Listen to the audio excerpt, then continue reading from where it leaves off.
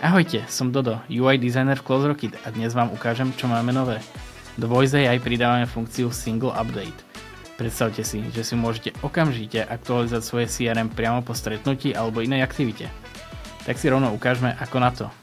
Stačí zavolať nášmu Voice AI, ktoré ma automaticky zloží a hneď mi volá späť. Dobrý deň, Jozef, tu Klára z CloseRocket. Chcete aktualizovať konkrétnu spoločnosť, alebo si prejdeme všetky, ktoré ste dnes riešili? Chcel by som aktualizovať konkrétnu spoločnosť. Samozrejme, aký je názov spoločnosti, ktorú chcete aktualizovať?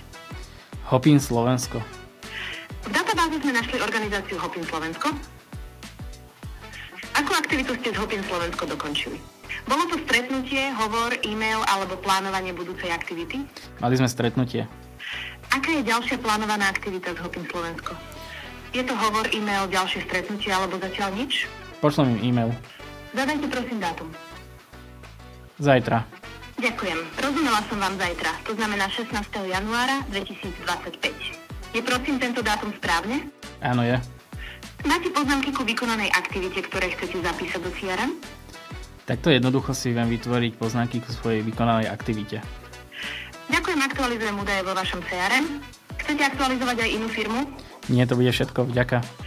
Ďakujem a prajem pekný deň. Aj vy si takto jednoducho dokážete aktualizovať svoje CRM a ostane vám oveľa viac času na predaj. To už je odo mňa všetko a na budúce sa vidíme s ďalším updateom. Čaute.